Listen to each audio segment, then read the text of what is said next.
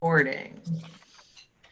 I'd like to call the Tuesday, June 2nd, 2020 meeting of the Middleton Board of Selectmen to order. It is obviously we are, because of COVID-19, we are doing a Zoom meeting.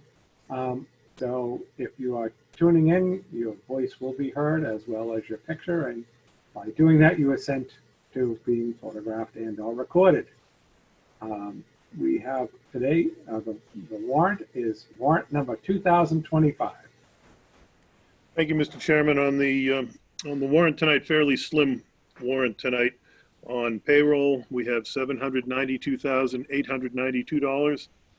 And on bills payable, $421,125. A couple of items of note: paving in the middle of the lower section there under DPW, paving in the amount of $82,689. That was for Ryer and Devonshire, and I think Old Essex was part of that as well. And then $7,900 for concrete pad at the transfer station, and then just below that, $45,107 for the Jaws of Life and airbags. That is a FEMA grant, and the chief will be on and we'll talk to that in a few minutes. You on mute? So Sarah has reviewed the warrant and asks the board's affirmative action. If you have any questions, she's here to answer them. Costa, do you want to be clerk tonight where Rick is not available? Sure. Okay. Just one quick question, Andy. So the $83,000 in paving, what do we have left, if at all, from our current budget on paving to occur? I don't have a number offhand, but we've got most of it accounted for or designated. Some of it for routine stuff like what's on this warrant. We've got some for the complete streets intersection improvement at Maple and Liberty, and then a couple of other smaller things. On the Maple and Liberty, that's going to be about $236,000 in either Chapter 90 or local funding. So okay. we can get a number on. You're talking about what's left in the 100,000? Yeah. Yeah, we can get you a number on that. That's just wondering. And speaking of Maple and Liberty, when do we expect that to begin? That will begin probably in the next week or two. Okay. The contractor, Allied Paving, had a pre-construction conference with Paul and Rich Benevento and Bill Mertz from World Tech. They had that pre-conference, I believe it was 2 weeks ago now. And so they're getting ready to mobilize. They're quite busy. I see them in my town. They're doing, it's where they're headquartered. They're doing a lot of work there. And a lot of the road construction seems to be accelerated this year, which makes a heck of a lot of sense with the reduction in traffic. So, but they're getting ready to mobilize and come in here. One related to that, they will be using the railroad right-of-way for a staging area. Meld has given them permission to do that, and they'll be leaving that in a sort of usable condition when they're done. So that hopefully we can use that towards the rail trail. The rail trail as that comes to development. Okay. So, Mr. Chairman, I move that we approve payroll warrant and bills payable warrant 2025. Do I have a second? I have a motion and a second. Mr. Brentakis, could you take a roll call vote? Brian? Yes. Tim? Yes. Todd? Yes. And I'll make it unanimous. Great, thank you so much. All right, minutes, we have the May 19th, 2020 open session, and then we have a joint session with the Finance Committee of February 1st and May 7th. Move to approve. I have a motion. Do I have a second? Second. I have a motion and a second. Any further discussion? Hearing none, Mr. Brentakis, could you take a roll call vote? Brian? Yes. Tim? Yes. Todd, Yes. and I make it unanimous. All righty, thank you so much. And now we go to Mr. Sheehan and the town administrator report. So a couple of updates for the board and the public. 2 weeks ago, the governor announced the reopening Massachusetts framework, and since then we've been finalizing our plans to reopen municipal operations. As I informed the board by email the other day, we reopened inspectional services at 195 North Main Street, the DPW building, as well as Memorial Hall yesterday. We opened both of those operations yesterday. Memorial Hall is operating Monday through Thursday, 9 to 1. So limited hours, still limited staff, and limiting the number of people that can come in at any given time.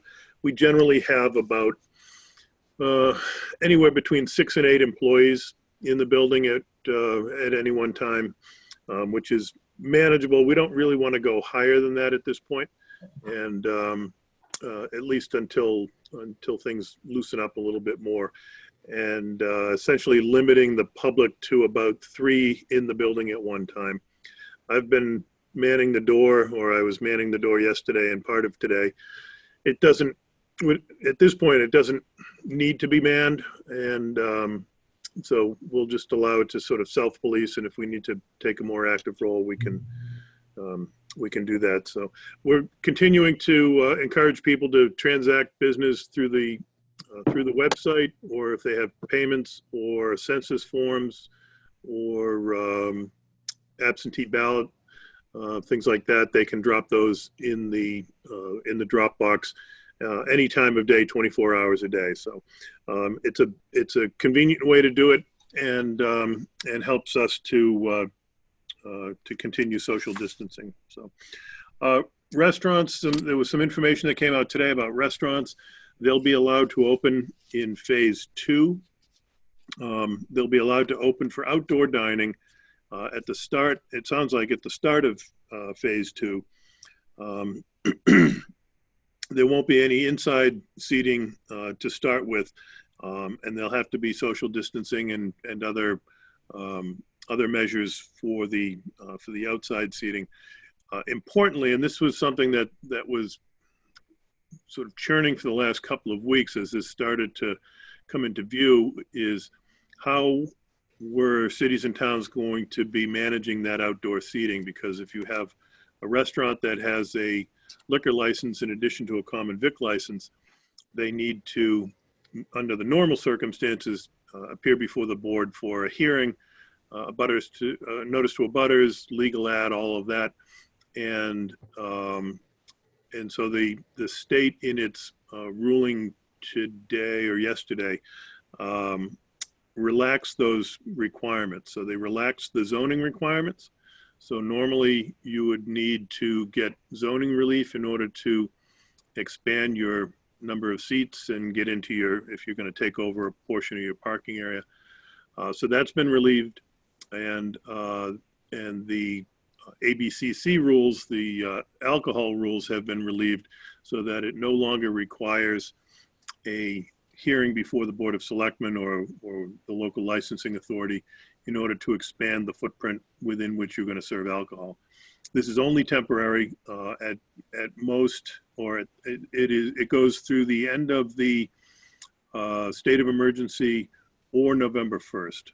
So I mentioned in an email the other night, I guess it was, that there's a working group that is looking at this and how best to sort of permit this and work through this. And that's Katrina O'Leary, Scott Fitzpatrick, and Derek Fullerton, and myself. And so we're going to continue to work and pull together a framework for that, so that we can be ready to help out these restaurants as soon as that portion of phase 2 goes into effect and they can open.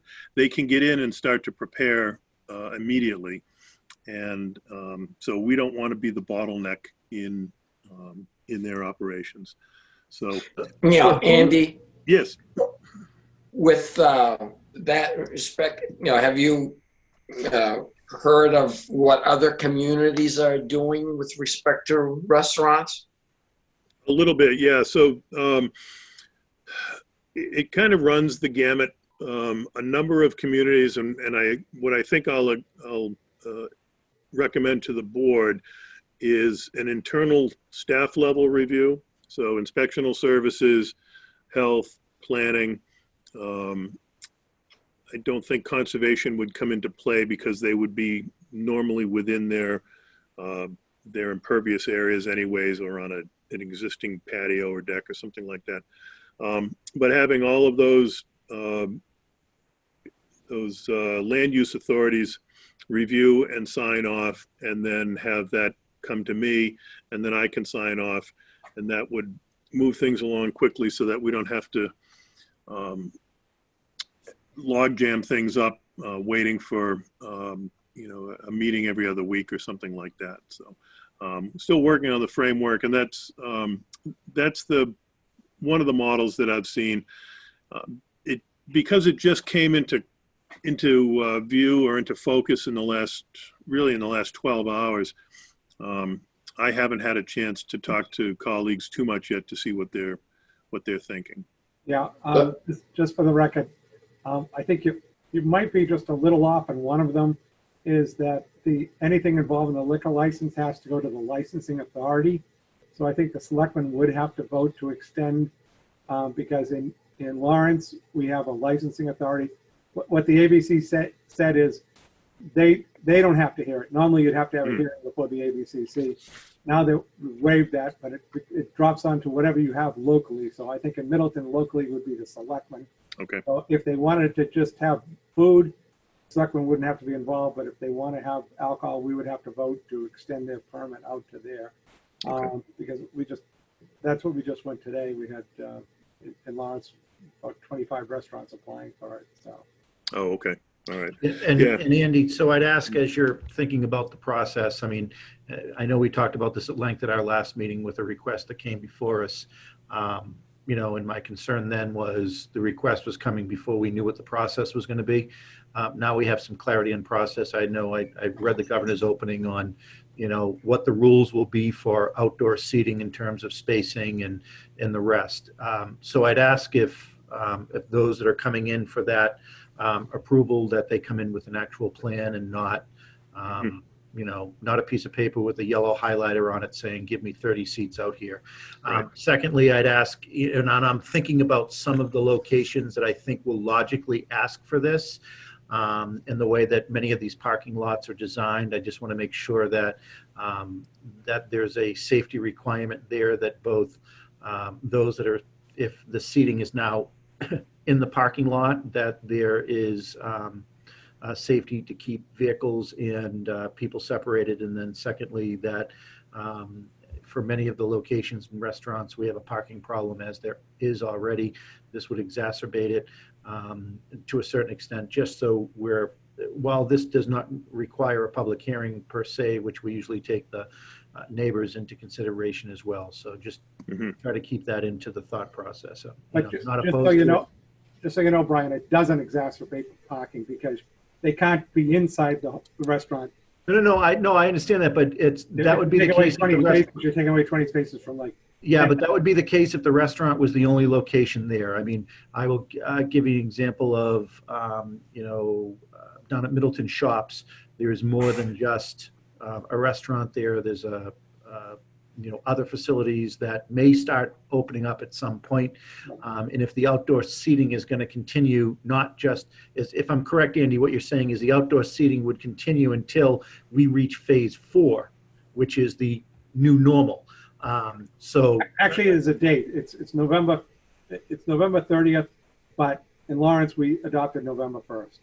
Yeah, well, if we're not at a new normal by November 30th, we have other problems ahead of us. But so what I'm saying is, during that time frame from now or beginning of phase 2 to November 30th or November 1st, whatever that date is, other businesses that could be in those locations will hopefully be opening up. People will be returning to those businesses that may be retail or otherwise. So, and I know we're not going to have 100% of the indoor seating now being outdoors. I understand that as well.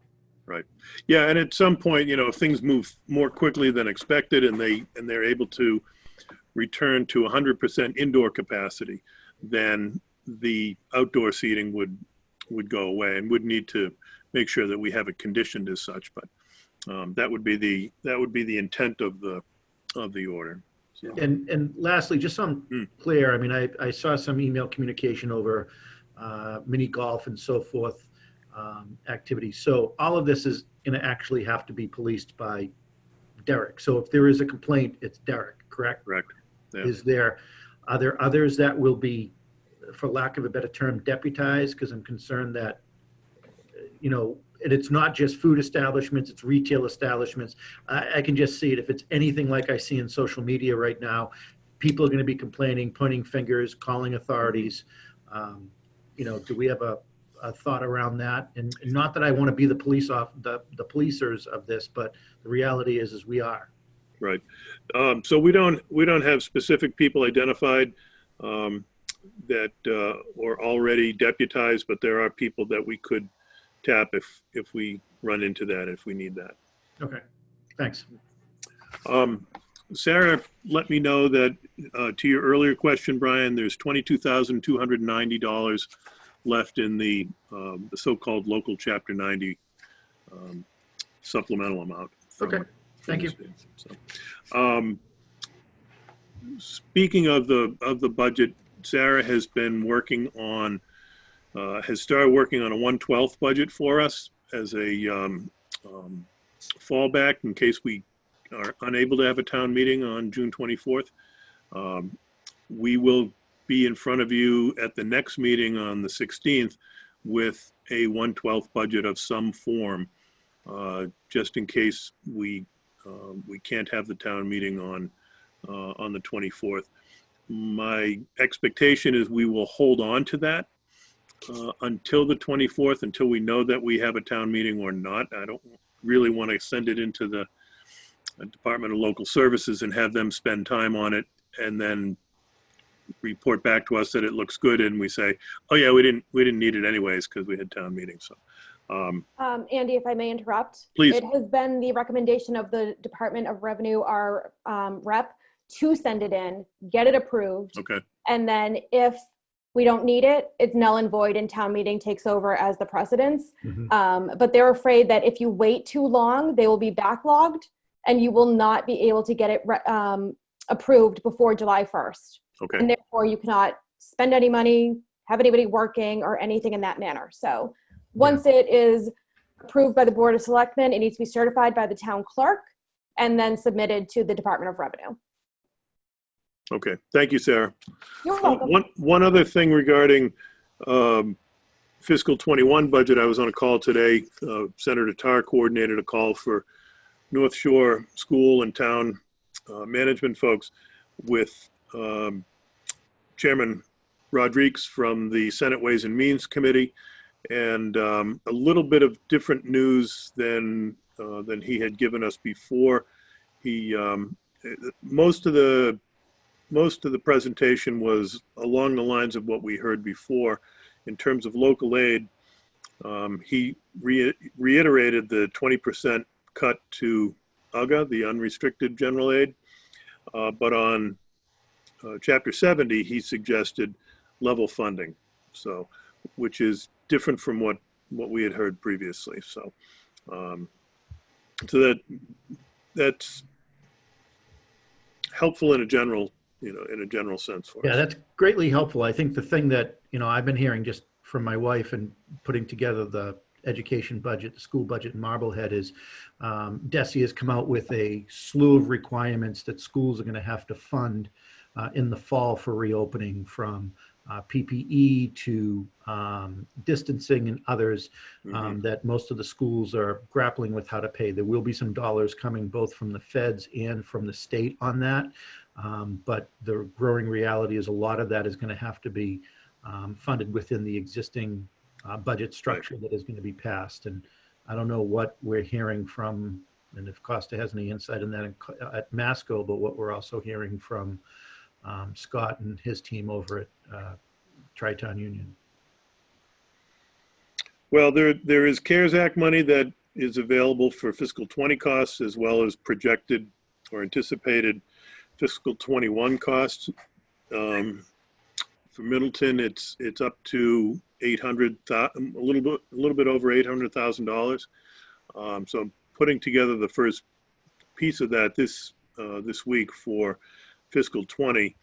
Harder to project out to fiscal 21, but certainly things like PPE and cleaning products and technology, particularly end user technology, laptops, things like that, that we all scurried to get initially, and the schools scurried to get and give out to families who needed them, as well as staff that needed them. Some of those are not going to come back in workable order, so there'll be costs associated with that kind of expenditures. So so there is some money. I don't know how far that's going to go. 800,000 seems like a lot of money for us. I'm not sure how far it goes. So, but Usually not far enough. yeah, typically, and there's a lot of conflicting messages coming out of Washington in terms of additional relief legislation. So I'm not banking on anything at this point. I'm hopeful, but I'm not putting any money on the table. Yeah, but given some of the requirements that DESI's putting on the schools in terms of cleaning, in terms of all of the activities, obviously, if we move to a remote session again in the fall, some of the education components that have been in place now will not be the education components that will be in place in the fall. There'll be a lot more time and learning requirements that are happening right now. So Yeah. I know that most of the schools are putting together some budget scenarios that incorporate a lot of what if. I'm just wondering if we're hearing that as well. Andy, on the Chapter 70 and the level funding, did you get the impression that that was sort of a unified expectation among the legislature, or was it kind of the Senate's view? It sounded fairly unified, so I'm not sure that he would have gone out on that limb if he didn't think that he had House and support from the governor on that.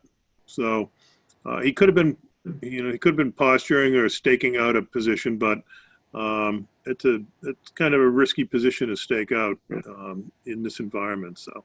But the revenue numbers are awful. Mass taxpayers put out a report this week. I think they're estimating $6 billion in lost revenue, and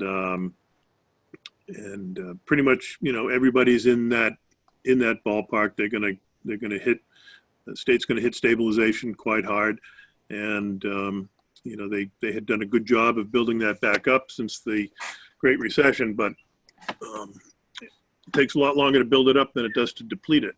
So, Yeah. So a lot of still a lot of unknowns, but the timing in terms of where this hits in the budget cycle, as I mentioned in the past, is far better than 12 years ago when it hit midway through the fiscal year, and we didn't really have time to react. So I mean, that 20% cut to unrestricted aid is, in the scheme of things, not a lot of money, because we're not very reliant on that but level funded to education aid is significant, in addition to the education reform part 2 that passed earlier this year, that we were kind of looking for a runway of, at a minimum, maybe a little bit of an increase in our per pupil, 50, maybe 100, and then in addition, the opportunity to start having some real dollars potentially come on special ed transportation and circuit breaker dollars are the bigger issues I'm concerned about. Even just the level fund of education. I mean, if we see a budget from the state that has education dollars level funded, I think that's an absolute victory, given what the state of the revenue forecast is in the federal government, but I mean, Right. in the state government. So, I mean, I don't know what that means to Masco and Tri-Town. Yeah, I don't know offhand. The one, maybe the biggest unknown in the ed spending is circuit breaker. And Chairman Rodriguez was not, didn't really have a clear estimation of where that was going to go. So, Yeah, he's a real straight shooter, yeah, Rodriguez. Yeah. He's a real straight shooter. He's pretty honest. So, yeah. So, just a reminder for the public that real estate bills are due. Well, they were due yesterday, June 1st. That's as a result of the relief that the board voted back in April, on April 7th, I think it was, the board voted that. However, there is a 30-day grace period on that. So as long as people pay their real estate bills by June 30th, there won't be any late fees or penalties assessed. And that only applies, you have to pay it in full, and it only applies to payments that were due on March 10th or later. So if you were in arrears in 2018, you're still in arrears, and you don't get the benefit of the relief. But for the current year, there's still 4 weeks to pay and not have to worry about penalties. Just a look ahead for the board. From time to time, we review our fees. We did that last in 2016, and we had started that process a few months ago before all the COVID stuff hit. We kind of backburnered that as we were dealing with other things, but I'm hopeful that we'll have something to present to the board for at least an initial discussion at the meeting in 2 weeks. As I mentioned at the last meeting, the golf course was scheduled to be mowed. It was mowed that week, and we will expect to cut that probably 4 or 5 times during the course of the year to keep the grass down. And I know he's on, or he was on tonight. Thanks to Paul Pellicelli for his work in creating the Memorial Day video in lieu of the parade that we were unable to have this year. Paul took some video footage from the last 2 Memorial Day parades and merged that with some recent footage of Gary Bent, our veteran service officer, and Gary's son, and some guardsmen that helped put up flags around Oakdale Cemetery. So thanks to Paul for doing that in lieu of our normal Memorial Day celebration. So that's all I've got for updates tonight. Any questions? All right. I can see that by the people on that there is no public. So I guess there's no public comment there. So we'll now go to the 7:25 presentation discussion of the Census 2020. Normally a tough job, but even tougher this year, with Philip DeGotti from the Census Bureau Partnership Specialist. Phil, are you on? Yes, I am. Can you guys hear me? yes. We can now. That. Excellent. I've been having a little bit of technical difficulties, so we're going to see if I last through this conversation. So I had asked to speak with the board because I wanted primarily just to update you on where things are at with the count in Middleton, and then see if you had any questions about that count, update you also on changes to our timeline and our schedule in light of COVID, and then anything else that we may need to discuss. So just to get us started with some raw numbers, at this moment, as of tonight, the national response rate is 60.5%. So a little over 60% of the United States has responded to this point. Massachusetts is doing better than that average at 62.6% of the state responding, and Middleton is doing better than that. They're at 74% even. So a couple of things about that number. That number is actually better than the final 2010 number. So in 2010, the self-response rate was 73.3% in Middleton. So we've surpassed that already.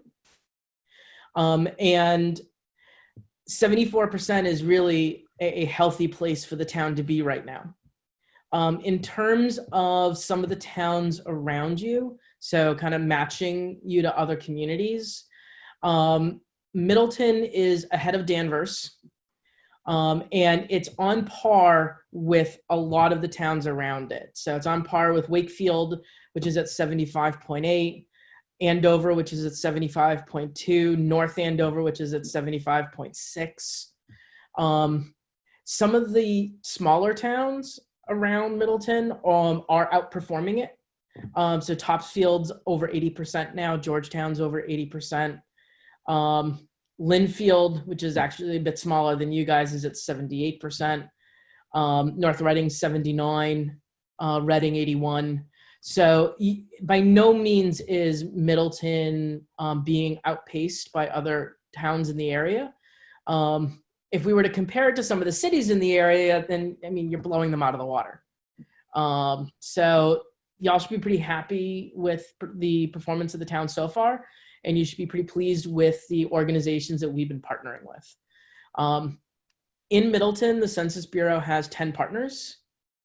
So what we do is we build a relationship with a partner in your community, and then we meet with them, we explain the challenges that Middleton, in this case, is faced in the 2020 census, and we come up with ways of surmounting those challenges. And we receive what we call commitments from those partners.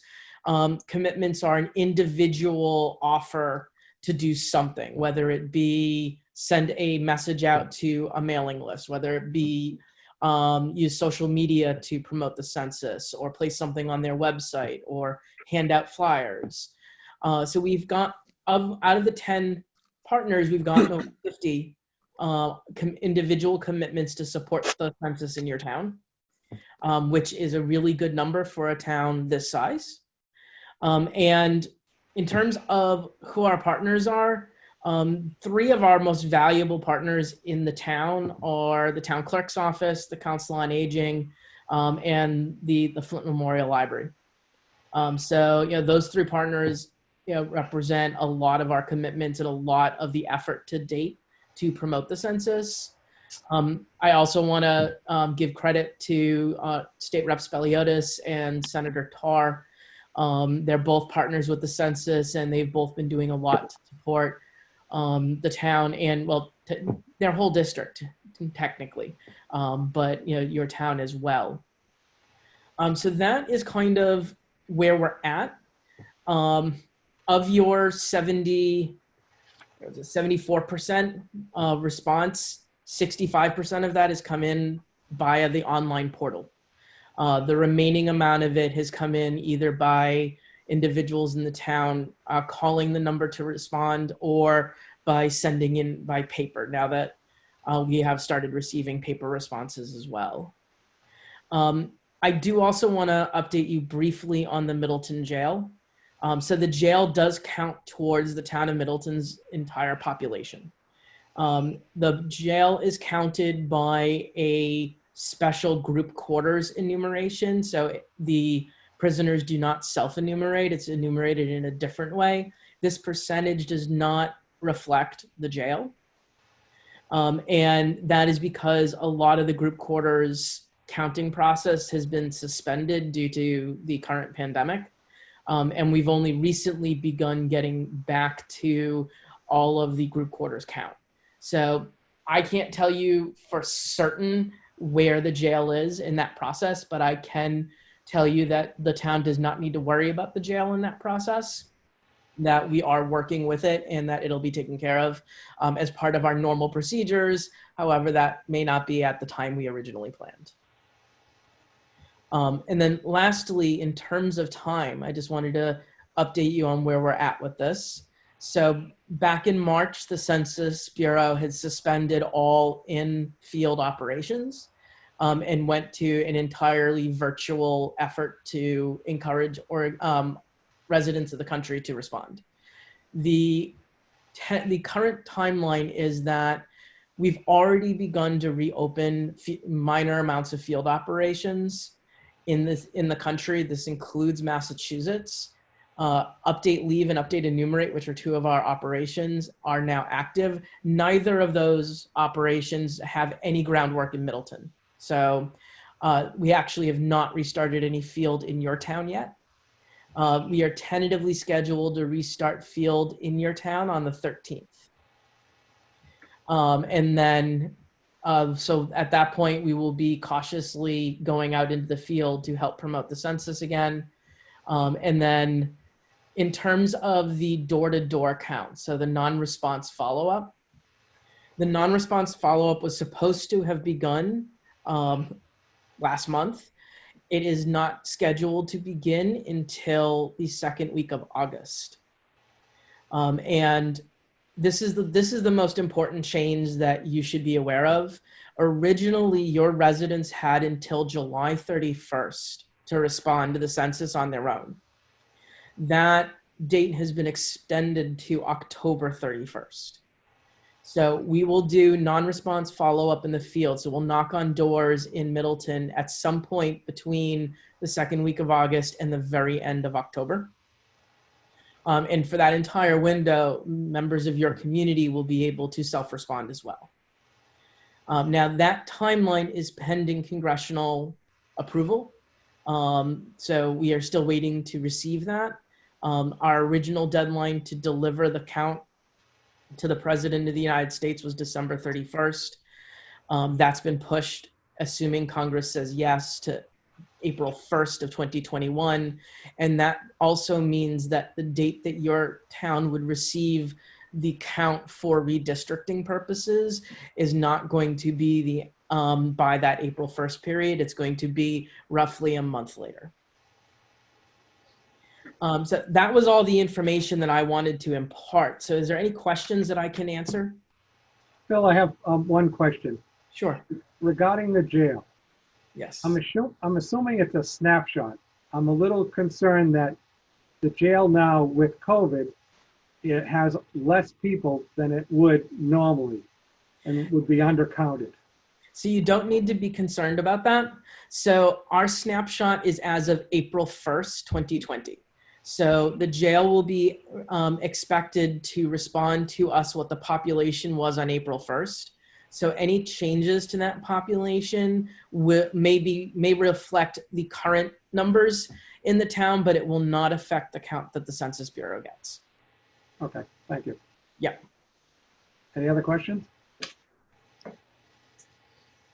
Yeah, all right.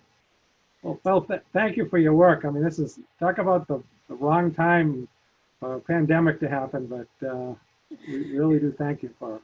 It's a hard job, and this just made it extra entertaining. Yeah. But if at any time any of you have any questions for me, please feel free to reach out. Andrew has my contact information. Also happy to have a conversation with any of you individually to keep you informed. And if there's anything any of you would like to do to help convince the remaining 26% of your town to take the census seriously and respond, let me know, and I'll be happy to work with you to do some messaging. Great. All righty, well, thank you very much. Thanks, No problem. Phil. Enjoy the rest of your meeting. Okay, our next agenda item is a vote to accept the following grants to the fire department. Assistance to the firefighters grant in the amount of $42,857.14. Volunteer firefighters assistance grant in the amount of $1,000. I know the chief is on, so Chief, you want to tell us a little about it? Sure. The grant for the JAWS, we about a year ago that we put in for it, and we got it. Again, we're very lucky. We already had put the match in at the last town meeting, so we didn't need to find that money somewhere. So this will replace the hydraulic JAWS that are on the ladder right now, which are probably almost 20 years old, and we'll try to repurpose those someplace. And the VFA grant comes from it's for fire, brush fire gear, equipment, helmets, goggles, coats, stuff like that. It's only $1,000. It's a match of $1,000, but it's $1,000 less we have to spend somewhere else. Exactly. Any questions for the chief? Chief, so does this complete the full update of all of our Jaws of Life equipment? I know that you've been methodically changing over from a hydraulic to a battery-operated system, or from a gas-powered system to a battery-operated system, I believe. Does this?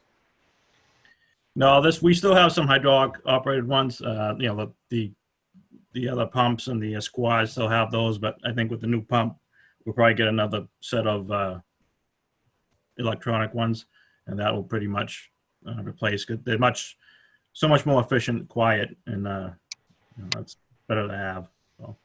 Okay. And I think of it, one thing about I want to mention about the outside seating. Some things you have to think about are vehicle safety, ingress, egress of the people, emergency exits. But I'm sure Scott and I will talk about that when the time comes. So, yeah. Great. All Thanks, right. Chief. Do I We're always have a getting this motion regarding the two grants?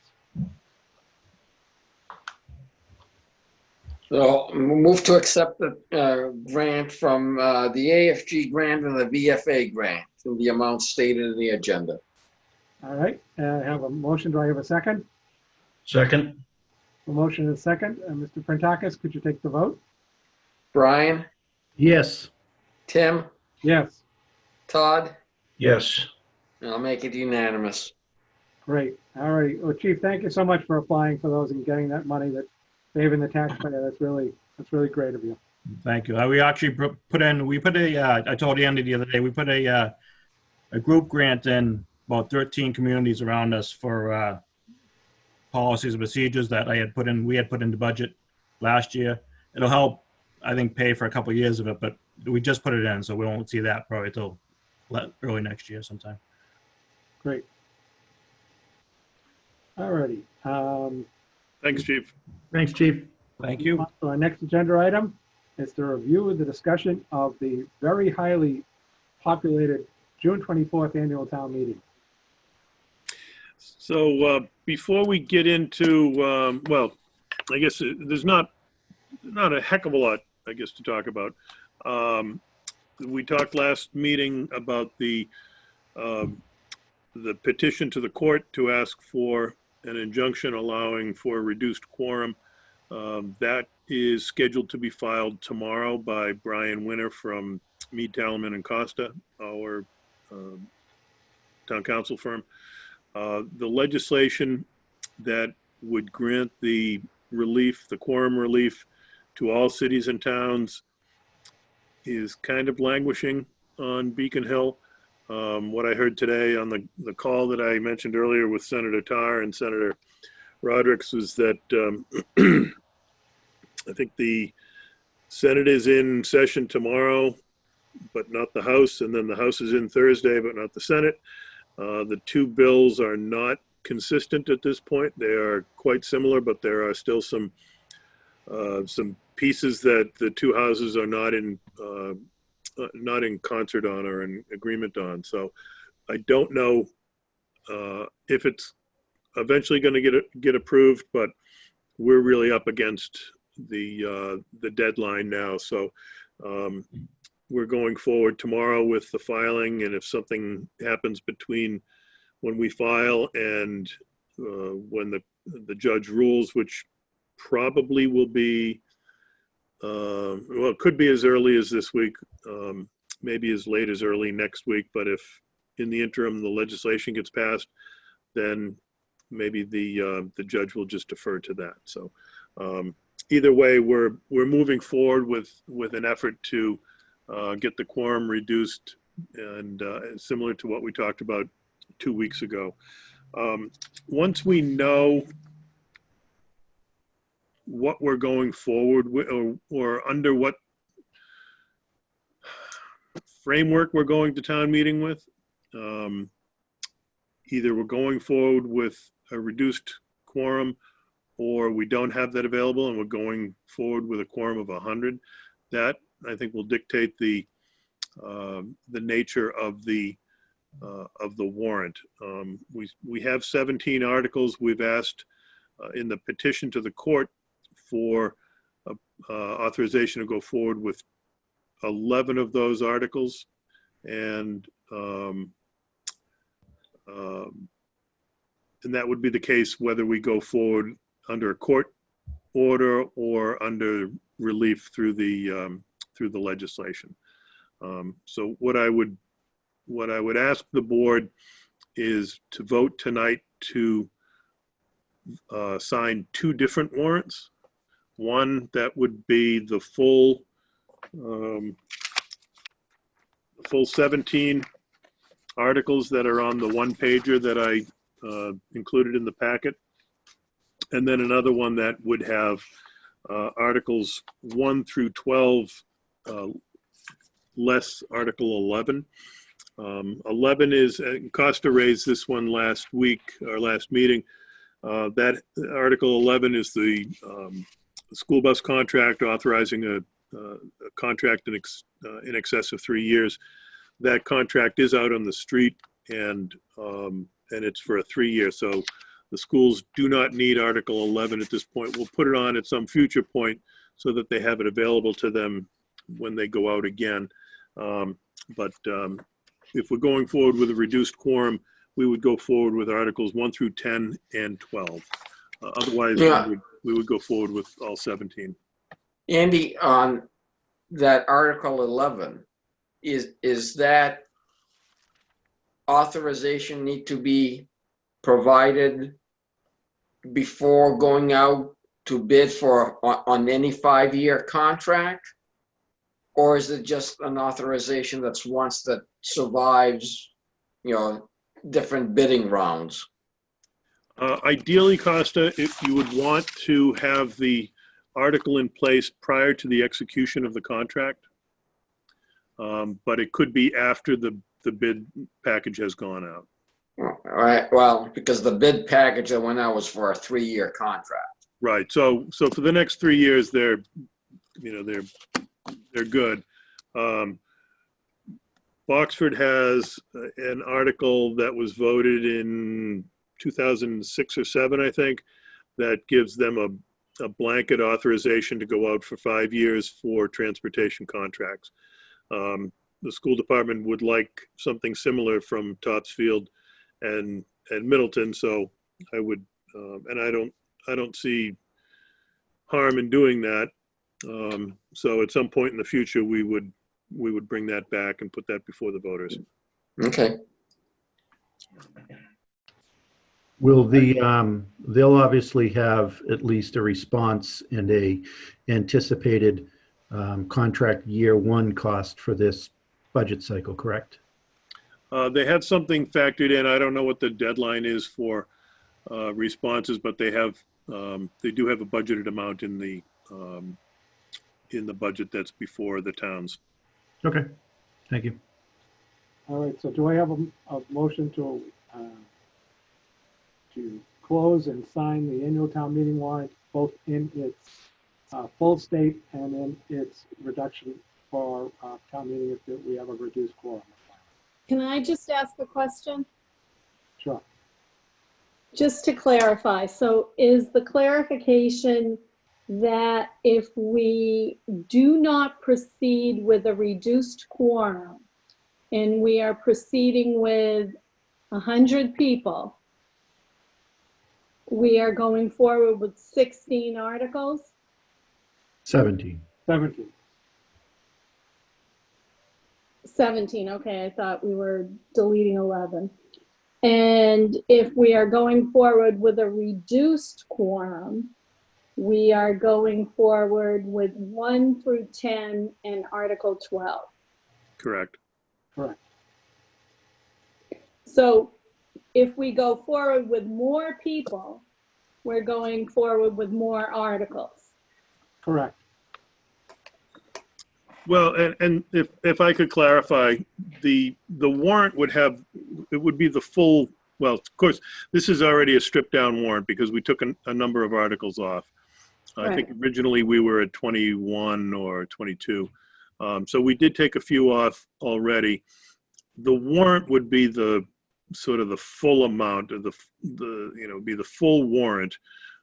Whether there are motions for all 17 remains to be seen, and I think that would be a large part of the discussion at the board's next meeting in 2 weeks to whether to go forward with all 17 or just go forward with a, you know, we may end up going forward with the same 11 anyways. But my thought was to give us the opportunity at least to consider all those articles.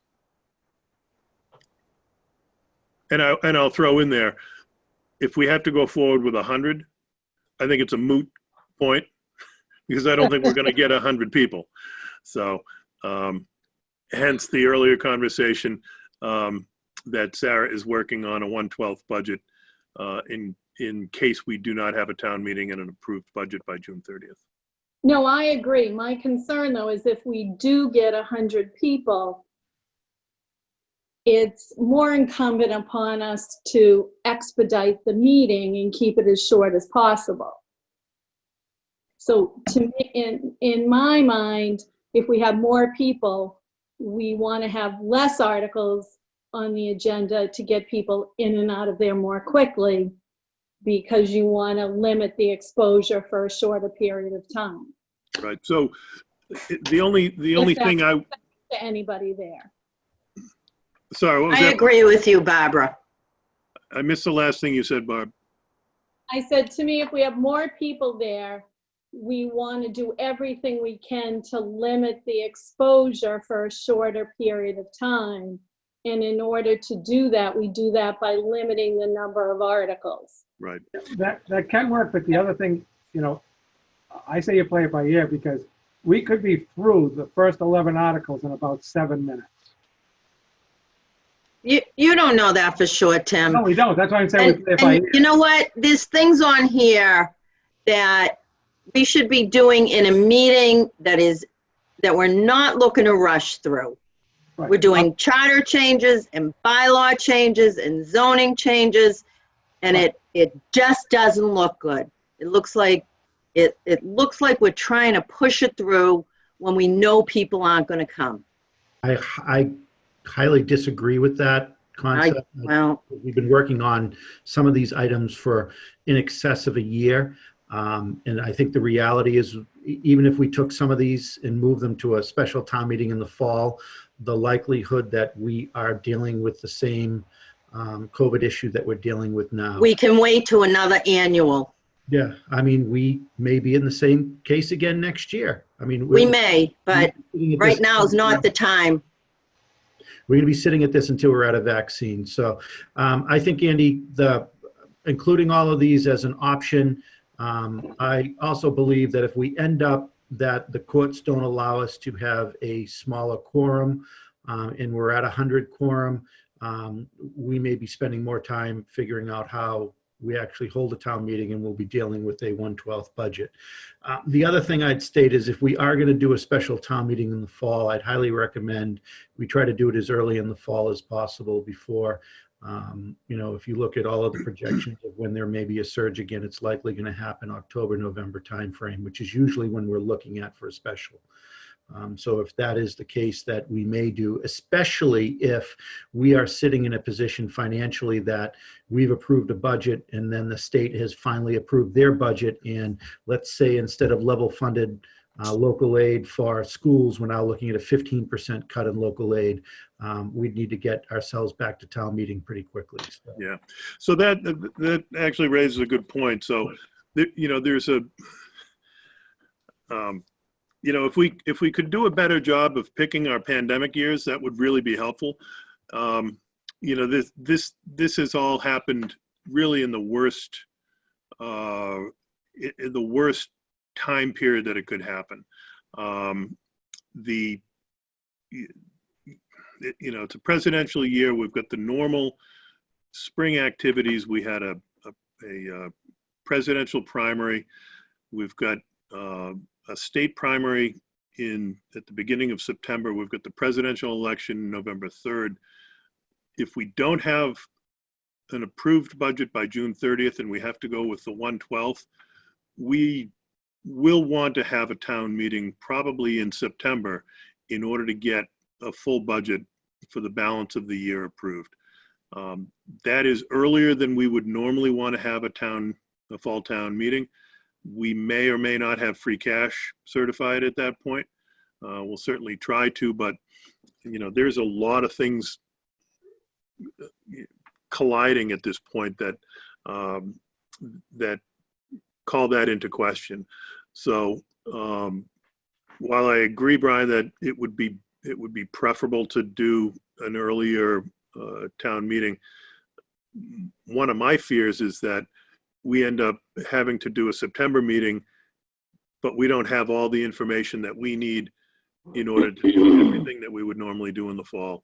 And we end up looking to have another one sometime in the later in the fall. I would highly recommend against a earlier special town meeting if the state's budget is not complete by then. And I think it is extremely logical that we will not see a state budget until September timeframe.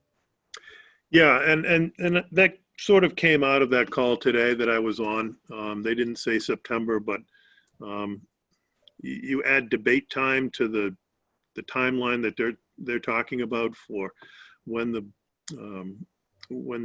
House Ways and Means is going to release a budget, when Senate Ways and Means is going to release a budget.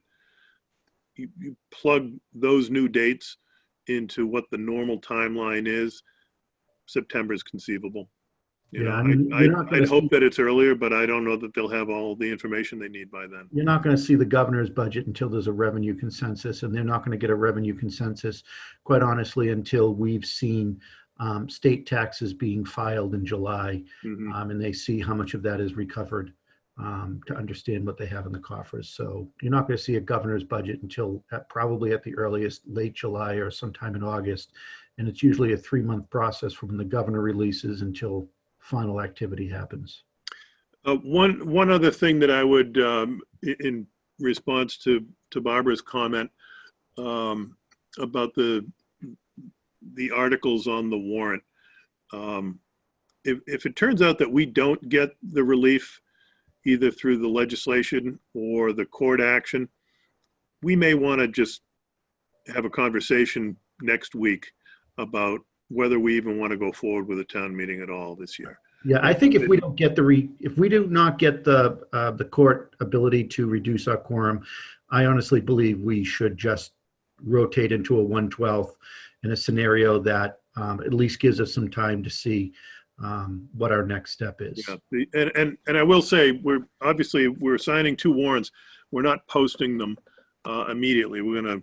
The idea would be to sit on them and see what happens with the legislation and the court order. So it may be that signing them tonight, or the vote to sign them tonight, all gets revisited in another week or so anyways. So but we want to keep trying to move forward because there are lots of complications that come from a 1/12 budget, as I've talked about before. So that's the argument behind this. Well, Andy, the legislation's going to require a 7-day notice to the public prior to any board action. Correct. So that's very limiting as well in terms of our time frame. Yeah. So if that can, if the legislation gets passed quickly enough, we can include that notice in the 1-pager that we plan to mail to the residents. That would be sufficient notice to do that. But again, 7 days notice, my understanding, 7 days notice before the selectmen meet to consider it. Correct. Right? Yeah. Right. Right. So we're getting down to the wire if the legislature doesn't act quickly on that aspect. Correct. And I wouldn't be surprised if the judge puts a similar restriction on or condition on the order if an order is granted. I think it's been volunteered by other communities that did this earlier in the process. I don't know if it was a requirement. I think it was more of a voluntary effort that the court acceded to. Do we know of any towns that have already moved to a 1/12 decision? Boxford, They have, okay. they have. Yeah, their plan is to have a town meeting in September, I believe. And so they're moving forward. Concord has made the decision to go with the 1/12. I don't know other specifics that I can point to. Mass Town Clerks put out a survey today that we should have by tomorrow with all towns weighing in as to where they're moving to. Obviously, we're not alone in this debate. So I should have a better number tomorrow, the next day, statewide, who's doing what. And if I may too, I was on a conference call last week about 1/12 budgets, and there are some towns that have successfully had their town meetings as well over the past 2 weeks. So it's not all doom and gloom. It's not great, but some towns are successfully having town meetings with their full quorums as well.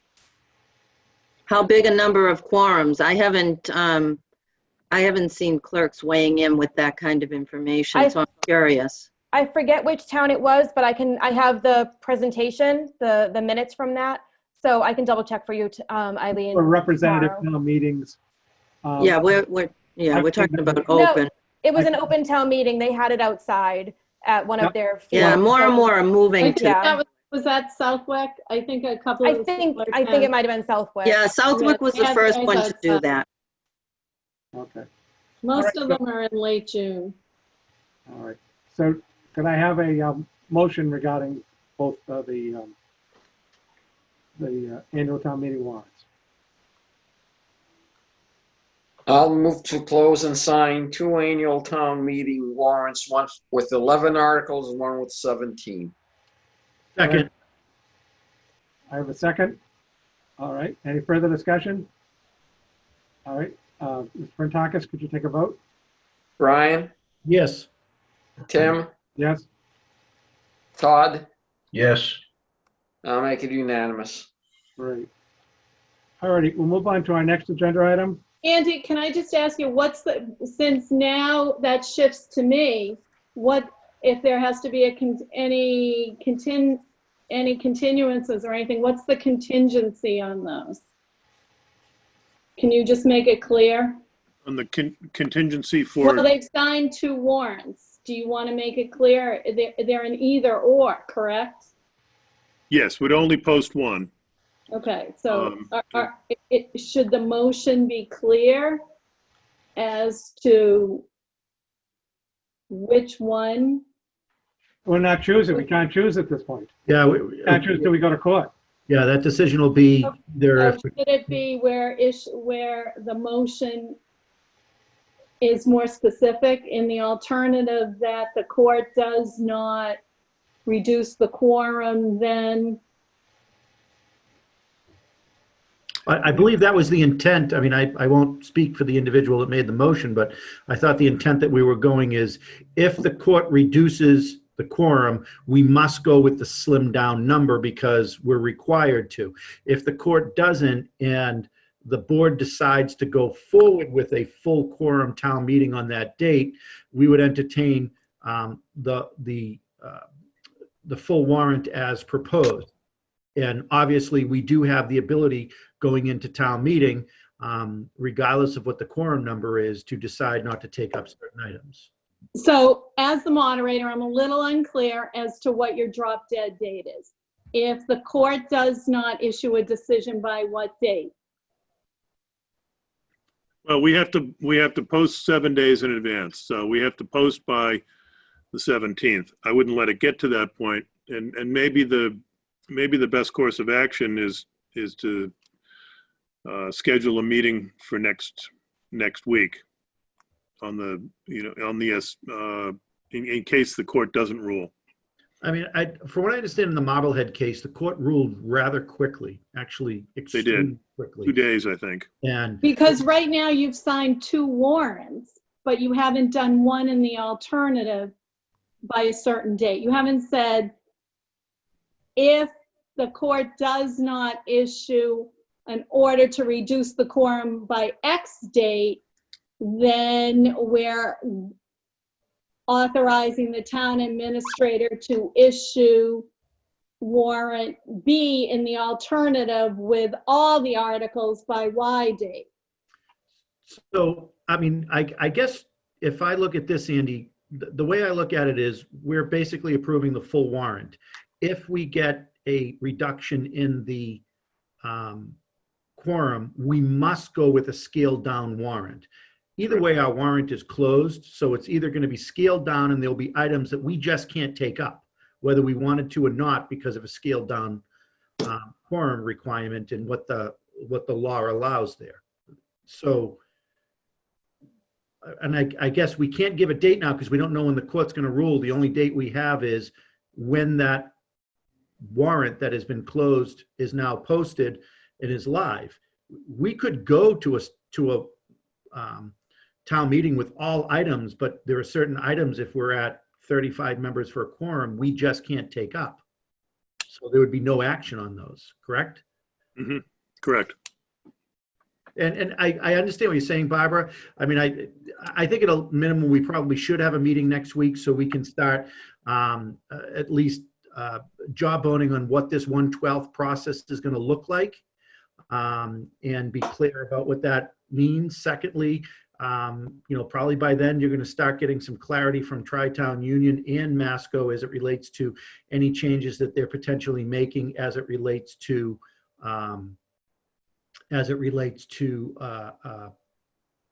the DESI requirement for what has to be done in the fall.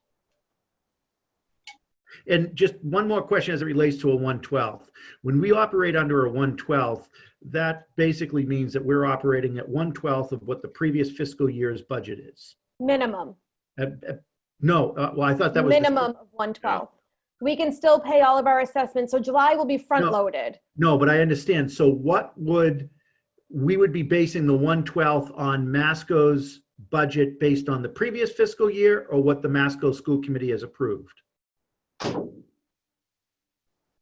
So what I'm saying is, obviously, the fiscal year 20 Masco budget and the fiscal year 21, I'm just using Masco for an example, are two different budgets. The 1/12 is based on the fiscal year 20 total Middleton budget. And I'm just remembering this from my legislative days when we did 1/12 budgets almost every single year. So what the DOR it said last communication we've had is it's based on your FY20 budget, salaries and things like that, unless town meeting has voted any increases, or if they will allow, if there's an FY20 contractual amount increase, like your assessments for Maya, your retirement assessment, you can pay your FY21 balance for that this year in July under a 1/12 budget. But there honestly, and what I've heard has been no clarification about regional school assessments. Yeah, there's a great deal of uncertainty because this has never been available to towns before. It's been available to cities. The 1/12 budget has been available to regional school districts. It's never been available to the towns, and so they're trying to shoehorn this in, which I appreciate, and I don't mean to complain about it. There's just, it's one of these things where every time you lift up one piece of paper, you're unveiling another question or another inconsistency. So, well, given that we know one of the three communities is definitely doing a 1/12, I just don't know what that does for the reality of a budget for Masco that is approved by the Masco School Committee. And once 2/3 of the district is approved, it's the set budget. So. Right. So Masco has settled contracts in place, at least for teachers. And those call for either step or COLA increases. My understanding of the legislation is that we would be obligated to fund that. Not under 1/12. No. It's not clear though if that's actually the case. No. On the town side, we're not if it's not been funded in a prior appropriation. So, for instance, if we had a contract that we had executed a few months ago with a labor union, but it hadn't yet gone to town meeting. That contract would essentially be on the shelf. If it's already been approved, and Sarah, correct me if I'm misstating it, but if it was already approved at a town meeting, then it would carry forth. It would carry forth if you have funded Yeah. it at a Right. previous town meeting. Just because you approve it and Yeah. that it's for those 3 years, it doesn't mean it's been funded at town meeting. Right. We have So a clerical Masco's, contract that ends next year, but we have not funded it at town meeting. Therefore, no clerical employees can get their raises if we're under a 1/12 budget, even though we have a contract in place. and I think, once we implement a full budget, let's just say we do a 1/12 and we go to town meeting, I don't know, I'm just saying August, using that for a date, then there would be the full funding of both contracts, full funding of Masco's assessment. So, I mean, we pay Masco's assessment in 4 quarterly installments, correct, Sarah? Yes. So our first payment would be made based on the previous fiscal year's assessment, as I understand it.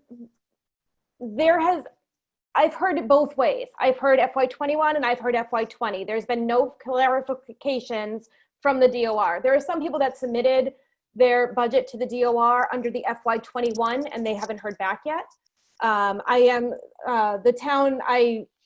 We walked through the town of Hadley's 1/12 budget last Friday. And they submitted it. They have not had it approved by the DOR yet, but I intend to follow up with the town administrator out there, or even Andy, if you know him, to follow up and see if he submitted everything based on FY21, not FY20. So some people are just kind of going rogue and seeing what the DOR says. Some people are including salary increases and seeing what the DOR says. It all kind of depends on who your rep is, who's reviewing it. And because there's no general consensus from the DOR from what I got out of that conference call last Friday. So is your rep not able to answer those questions because he or she? She answered the question about salaries. She said absolutely no salary increases. However, she has not been specific about anything else other than she did say if there's a contractual obligation with an increased rates. So if our hauling rates went up for trash, School transportation. exactly, parking. anything like that. If the rates are going up, put in the higher rates. She can't imagine that it's going to get contested by the DOR. But school assessments for regional schools are just, nobody's answering any questions relating to those that I've had. Okay. I can ask again and see if, she's had any more conversations with anybody else to get more clarity. I'll send her an email tomorrow, Brian. Okay. No, I mean, Okay. I think we just have to be prepared for all contingencies. Yep. do you want to I think we schedule should have a meeting next week. You want to schedule a meeting now? Sure. When do you think would give us enough time? You said that our council filed today, was it? Filing tomorrow. They're filing tomorrow. Filing tomorrow. He also did Marblehead. I think he said they turned that around in 2 or 3 days. Yeah, so I would expect council should probably know by late this week if it's going to be done this week or not. If not, it should be done by early next week if they follow similar schedules. Then why don't we look at something Tuesday or Wednesday?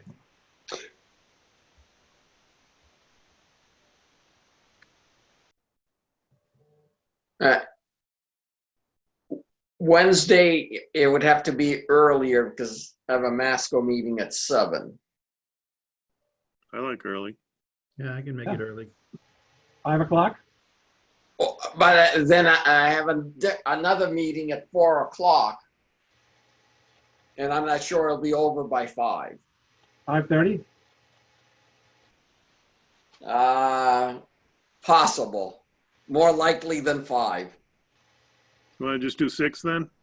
Yeah, this shouldn't be longer than an hour at the most. Why So don't we do 5:45? Wednesday, the 10th. Yeah, 5:45.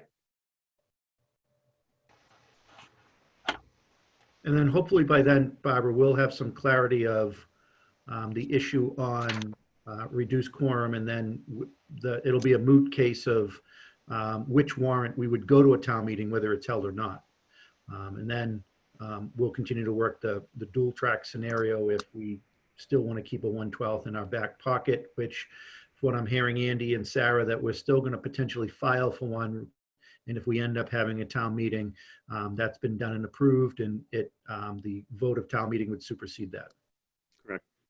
Okay, because that really only gives us 2 weeks then to really get organized and prepare for a very different type of town meeting than we've ever had before. Correct.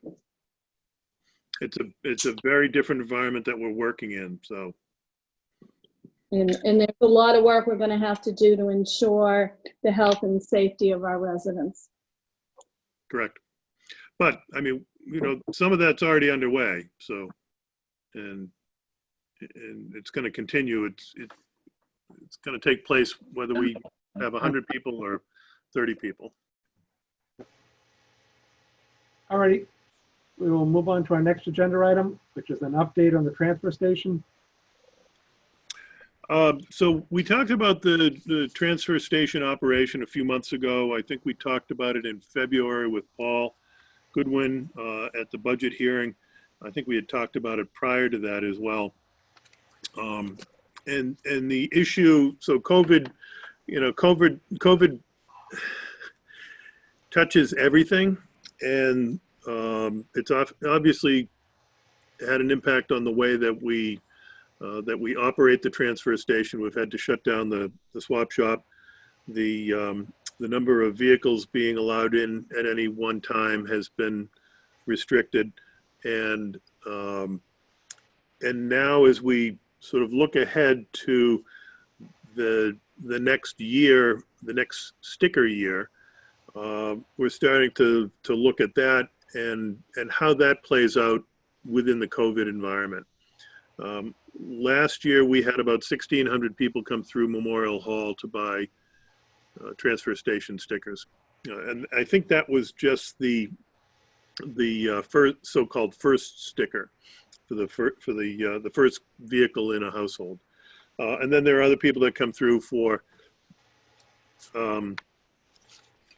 electronics and second stickers and replacement stickers and things like that. So there's a lot of foot traffic. One of the things we're trying to do in light of COVID is knock down that foot traffic.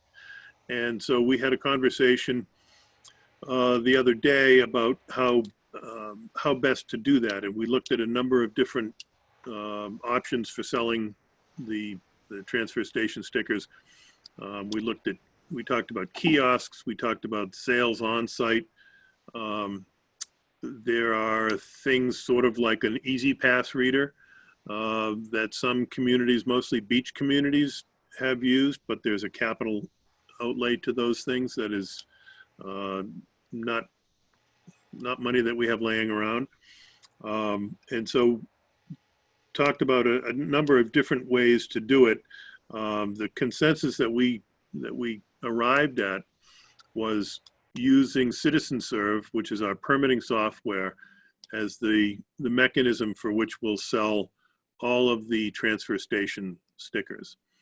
So we'll notify the public, direct them to the CitizenServe portal on the website, make it clear to them that that's the way that stickers are being sold, and that in that way cut down on the foot traffic and the manual, so you know what you might call the manual sales of the stickers and the cash transactions. So everything would be either a credit card or electronic check.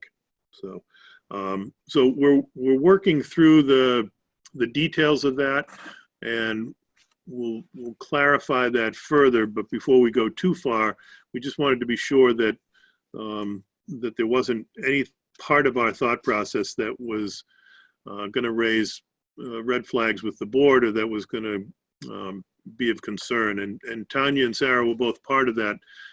If I'm leaving anything out, either of you please jump in and fill in the blanks or set me straight. So, but that's the way we're going. And if we need to, we're still a couple of months away for when new stickers are due. So we've got time to get the word out there. If it turns out that we need to extend that period of time, we can do that. We can build in a longer grace period or something if we have to. But that's the way that we want to approach it beginning this year. Well, Andy, we just heard from the gentleman from the U.S. Census of the large percentage of the 74% of our population that have responded to the survey, the census response, and have done it online. So I think that points clearly that, moving this over to an online portal is the right thing to do. Secondly, it's going to reduce foot traffic at Memorial Hall, which is an issue that we all want to ensure is going to happen, especially we don't know what September, October is going to look like at Memorial Hall. And I mean, the environment will still be there. That, am I correct, that if somebody wants, they can still do a hard copy application that would be submitted, mailed, just like they're doing right now. If somebody wants a permit for the transfer station, they could send an application in by mail and be notified and mailed back. Yeah, that's one of the things we need to work through. Is there are going to be some people that that are not online, and so we can't lose those people. And when we were talking the other day, I gave the example of my parents, 92 and 93 years old. If they had a computer, it would be a paperweight. They're not going to buy anything online. Well, their son should be taking their trash to the transfer station for he them. he should, but he's really not that good a kid. So we do need to make provision for those people, because we know that there are people like that that are not online. So, but using CitizenServe and the experience that we've gleaned from using CitizenServe over the last several years, it works really well, and the people that use it are they're generally pleased and satisfied with it. So that's one of the things we have to work through, Brian, is how do we help out those people that are not online. And Andy, how's the verification process through CitizenServe? So it would still be based on registration, and I forget, and Sarah and Tanya, I don't think there's a direct link to the DOR, to the RMV website. We'd have to, we would be doing that manually. Belinda and Amy would be matching those up. So it's not as somebody goes online, submits it, and then immediately notified, ding, ding, you've been approved, and they print out a temporary permit. This will be a case of, you submitted online, here's your license, and here's your registration info, here's my payment, and then at a certain period of time, they go to their mailbox, and lo and behold, there's an envelope with their pass in there. Right. And if there is a problem that they transposed a number or whatever, it would be somebody from the treasurer collector's office that would actually call and rectify. Right. Yeah. So it's not like buying for instance, a fishing license online where you print it up at the end. You will have a receipt though, and you would be able to present the receipt. So if you did it on Friday night and you wanted to go to the transfer station on Saturday, you would have the receipt. We would allow that for 10 days or something like that. The way that we Andy, do it. How many permits do we sell a year? We did 1,600 in, I think, August and September last year. I want to say the total is maybe 2,400. Although that seems a little bit high. I know I have it in the I have it in the budget. It's in the budget material. We should expect there's probably going to be in excess of about $1,000, maybe $1,200 in additional costs that will be borne by postage, envelopes, mailings, and the rest, rather than the individual that stands right at Amy's window, fills out the application, and is handed a permit. Right. So looking at the information that Belinda gave me, in September and the first half of October last year, we sold 1,656 stickers. And so that's the big period. That's the new sticker period. So we get a few during the course of the year. Another couple of hundred, either people moving into town, people buying new cars, getting a second sticker, whatever it happens. And we'll also have a portion of the fee that'll be taken by a credit card processing, which right now I would expect the vast majority of the fees are actually a check, or those that may be paying cash, because we're not accepting, are we accepting a credit card at the counter? Yeah, I believe so. Yeah, there's a credit card machine at the counter. Yeah, so we do that now. So there is the fee piece of that.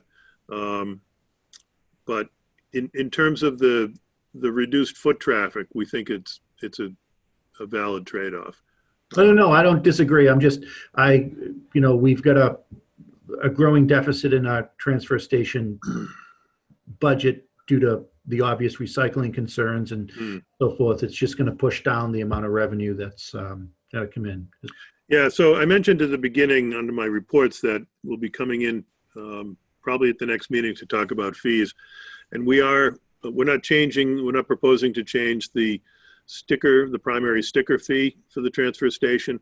We will be proposing an additional fee for bulk items, couches and mattresses and box springs and things like that, because those really take up a lot of space and add a lot of weight. So we need to offset the costs of some of that. Right. So, Okay. but we'll. Any other questions? With Citizen Serve, can you upload your registration? Yes. Yeah, you would, similar to a contractor uploading plans or workers' comp affidavit or license. Okay. Anyone else? So we'll work through this, lay it all out. Again, we didn't want to go too far if the board had concerns. So No, I think sounds it's like perfect. we're going in the right direction. So Andy, if anybody does under this process show up at Memorial Hall, will it be like the Inspectional Services building that there'll be a terminal there that they'll actually use the terminal to do it on? That's correct. Okay, got it. Thanks. All righty. Our next agenda item is a vote to accept a donation from Teresa and Stephen Bono in the amount of, to the Middleton Council on Aging Meals on Wheels in the amount of $1,000. Move to accept the donation with thanks. I have a motion. Do I have a second? Second. I have a motion and a second. Any further discussion? Hearing none. Mr. Prentakis, could you take a roll call vote? Brian, Yes. Tim, Yes. Todd, Yes. and I'll make it unanimous. Again, yeah, thank you very much on behalf of the Bonos. Our next agenda item is to accept more money for the Middleton Food Pantry. We have $500 from the Essex County COVID-19 Response Fund, $500 from Jason and Brenna Nickel, $600 from the Rotary Foundation on behalf of the Rotary Club of Topsail, Boxford, and Middleton, and $1,000 from Teresa and Stephen Bono again. Do I have a motion? Mr. Chairman, I move that we approve these donations for the Middleton Food Pantry with thanks. Do I have a second? Second. I have a motion and a second. Any further discussion? Hearing none, we'll take a vote. Mr. Prentakis, could you do a roll call vote? Brian, Yes. Tim, Yes. Todd, Yes. I'll make it unanimous. Great. New business. Costa? Nope. Brian, anything? Nope. All righty. Okay. Well, thank you all for this meeting. Someday I hope to see everybody live again. But as of now, I'll make a motion to adjourn. And I move that we adjourn. All righty. And we stand adjourned. Thank you very much. Thank you. Thank